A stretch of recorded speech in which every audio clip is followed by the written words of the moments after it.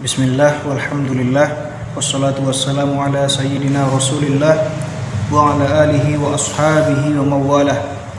Assalamualaikum warahmatullahi wabarakatuh. Teman-teman pemerhati sekalian, dalam video ini kami buat untuk memenuhi tugas mid semester mata kuliah fikih kontemporer, yang dimana dalam video ini akan dibahas 7 materi. Yang pertama tentang ijtihad, yang kedua ulama fikih kontemporer, yang ketiga pembahasan tentang riba dan bunga bank, yang keempat pembahasan tentang asuransi syariah, yang kelima pembahasan tentang hukum jual beli secara kredit, dan yang keenam adalah tentang kepemimpinan perempuan, dan yang terakhir yang ketujuh adalah poligami. Baik, langsung saja ke pembahasan yang pertama adalah ijtihad. Yang dimana ijtihad dari segi bahasa ataupun etimologi berasal dari bahasa Arab. Yang pertama yaitu dari akar kata ijtihada, yajtahidu ijtihadan, yang artinya upaya sungguh-sungguh oleh seseorang. Sementara dari segi istilah ataupun terminologinya, ijtihad adalah upaya sungguh-sungguh yang dilakukan oleh siapapun untuk memutuskan suatu perkara yang tidak ada di dalam Al-Quran dan juga hadis, dengan catatan harus memutuskannya dengan akal sehat dan juga pikiran yang matang. Baik, adapun dasar daripada ijtihad itu adalah berdasarkan Al-Quran dan juga hadis. Jadi para ulama tidak semata-mata memutuskan suatu perkara itu, jadi harus berdasarkan Al-Quran dan juga hadis. Kemudian kita merujuk kepada rukun daripada ijtihad. Yang pertama ada yang namanya al-waqi, yaitu suatu persoalan yang dimana tidak diterangkan secara naus, yaitu di Al-Quran tidak ada dan juga di dalam hadis juga tidak ada. Kemudian ada mujtahid. Mujtahid ini adalah seseorang yang memang mampu untuk berijtihad, mengupayakan suatu perkara yang tidak ada dalam Al-Quran dan hadis. Adapun syarat-syarat mujtahid adalah yang pertama mengetahui Al-Quran, yang kedua mengetahui asbabun nuzul Al-Quran, sebab-sebab turunnya, dan yang ketiga mengetahui tentang hadis, kemudian mengetahui asbabul wurud, kemudian faham tentang dirayah hadis, kemudian faham nasikh mansukh dalam Al-Quran dan juga nasikh mansukh dalam hadis, kemudian juga paham usul fikih, dan yang terakhir orangnya adil dan juga takwa. Baik, adapun pembahasan selanjutnya adalah tentang ulama fikih kontemporer. Langsung saja, yang pertama ada Syekh Dr. Yusuf Al-Qaradawi. Beliau adalah cendekiawan muslim asal Mesir. Beliau dikenal sebagai seorang mujtahid pada era modern saat ini, dan juga beliau juga diklaim ataupun dipercaya sebagai ketua majelis fatwa. Adapun karya-karya beliau sudah diakui, yang dimana karya-karya beliau atau juga buku-buku beliau sudah banyak beredaran, yang dimana yang paling familiar di tengah-tengah umat Islam adalah kitab beliau yang berjudul Fatawa Al-Azhar. Kemudian juga ada lagi kitab beliau yang berjudul Kaifa Nata'amal Ma'as Sunnah. Kemudian juga ada lagi Fikih Zakat. Baik, adapun ulama fikih kontemporer selanjutnya adalah dari Indonesia adalah Kiai Haji Ali Yafi, yang dimana beliau adalah mantan ketua Majelis Ulama Indonesia, dan beliau adalah tokoh Nahdlatul Ulama dan pernah menjabat sebagai pejabat Rois Am. Adapun karya-karya beliau ataupun juga buku beliau, ada yang pertama judulnya adalah Fikih Sosial dari Lingkungan Hidup, kemudian juga tentang asuransi dan juga ukhuwah. Kemudian juga ada lagi buku beliau yang berjudul Teologi Sosial. Adapun karya beliau yang terakhir adalah buku beliau yang berjudul Beragama Secara Praktis Agar Hidup Lebih Bermakna. Baik, adapun pembahasan selanjutnya adalah tentang riba. yang dimana riba dari segi linguistik adapun dari segi bahasa yaitu artinya adalah ziyadah, atau dalam bahasa Indonesia artinya bertambah ataupun juga membesar. Dari segi istilah, riba ini adalah penetapan bunga ataupun melebihkan pinjaman dari nominal yang sudah ditentukan di awal ataupun pada akad. Ada banyak pengertian tentang riba, tetapi lebih mudahnya adalah riba ini adalah pengembalian yang bertambah. Adapun hukum riba ini jelas dalam perspektif Islam, hukumnya haram berdasarkan firman Allah Subhanahu wa taala di dalam Quran surah Al-Baqarah ayat 275 yang artinya, dan Allah menghalalkan kepada kamu jual beli dan mengharamkan riba. Baik, kemudian ada jenis-jenis riba. Yang pertama ada jenis riba fadl. Nah, jenis riba fadl ini adalah saling menukar antara dua barang ataupun dua buah yang sama jenisnya namun berbeda ukurannya, disyaratkan oleh orang yang menukarnya. Adapun contoh daripada riba fadl ini adalah tukar menukar antara perak dengan perak, ataupun emas dengan emas, ataupun juga beras dengan beras, yang dimana ia mensyaratkan ada kelebihan di dalamnya. Adapun riba jenis kedua adalah riba qardi. Nah, riba qardi ini adalah meminjamkan sesuatu kepada orang yang dihutangi dengan syarat ada kelebihan ataupun juga tambahan dari orang yang dihutangi tersebut. Adapun yang terakhir adalah hikmah diharamkannya riba oleh Allah Subhanahu wa taala. Yang pertama, menjauhkan diri dari sikap serakah ataupun tamak untuk mendapatkan harta yang bukan miliknya.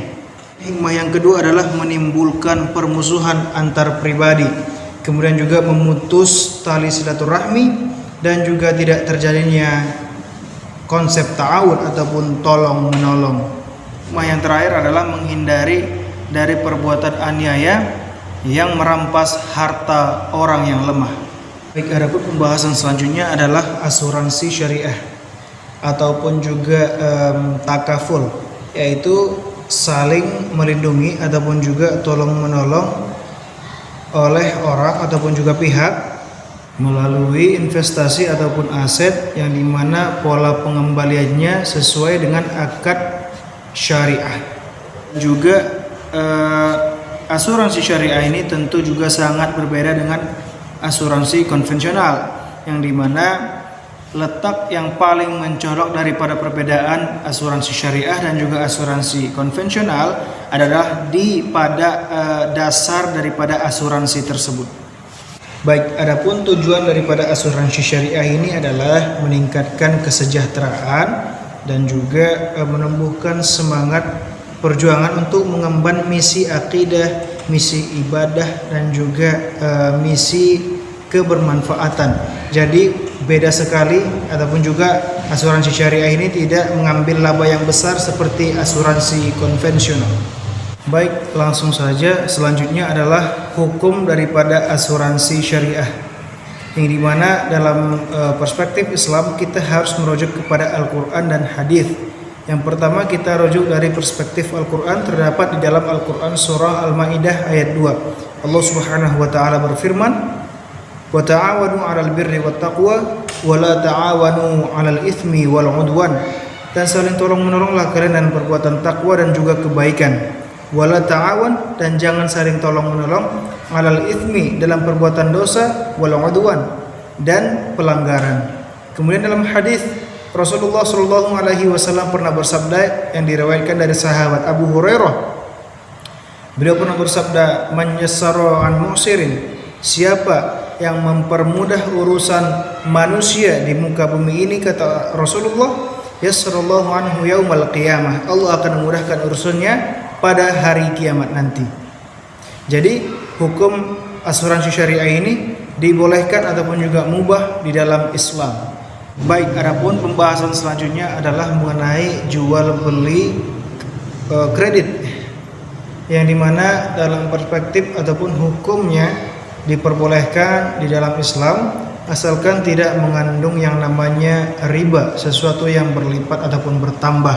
Baik, adapun ketentuan-ketentuan jual beli kredit ini ada dua. Yang pertama, adanya kesepakatan antara si penjual dan juga si pembeli ataupun orang A dengan si B tentang jangka waktu pembayaran dan juga jenis barang yang sedang diperjualbelikan. Dan yang kedua adalah si penjual dan juga si pembeli ataupun orang A atau si B menentukan pembayarannya apakah itu tunai atau kredit. Adapun kesimpulan daripada pembahasan jual beli ini adalah bahwasannya hukum jual beli kredit itu dihalalkan dalam Islam asalkan dia adalah walaupun itu sekalipun keuntungannya berlipat ataupun bertambah, karena dalam konsepnya ataupun dari definisi ini tidak bisa terlepas daripada riba, yang dimana jika uang dengan uang dan itu menghasilkan tambahan ataupun berlipat, maka dia dihukumi haram. Jika barang dengan uang, maka ia dihukumi boleh ataupun juga tidak termasuk dalam perbuatan yang riba. Jadi hukum jual beli kredit ini dihalalkan di dalam Islam. Baik, adapun pembahasan selanjutnya adalah tentang kepemimpinan perempuan dalam perspektif Islam. Rasulullah Shallallahu Alaihi Wasallam pernah bersabda, "Kullukum ra'in wa kullukum mas'ulun ar-ra'iyati." Setiap kamu adalah pemimpin dan setiap kamu akan dimintai pertanggungjawaban terhadap apa yang kamu pimpin. Dalam hadis ini Rasulullah Shallallahu Alaihi Wasallam tidak mengatakan bahwasanya pemimpin itu hanya laki-laki saja.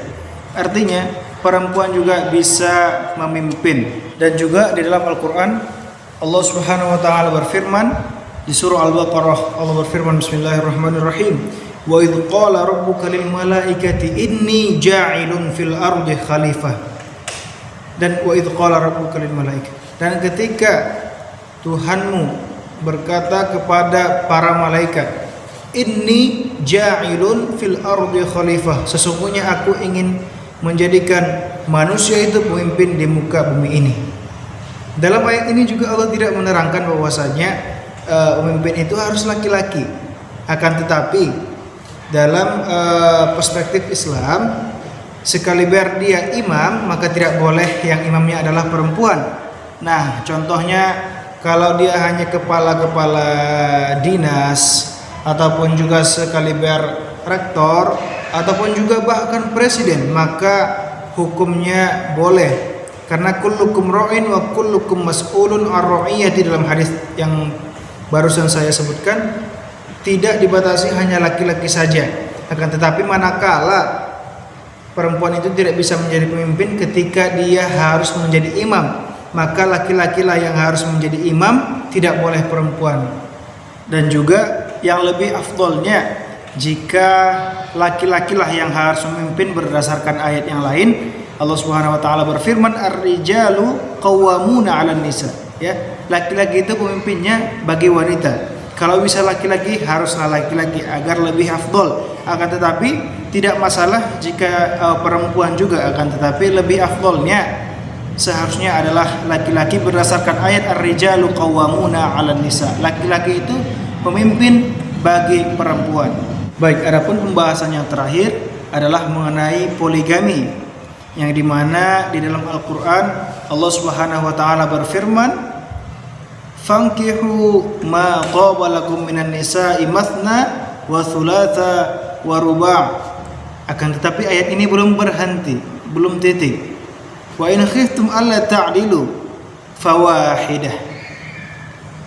Allah berfirman, dan nikahilah perempuan itu dua. Yang pertama Allah mengatakan dua, tidak satu. Akan tetapi dua, tiga, empat.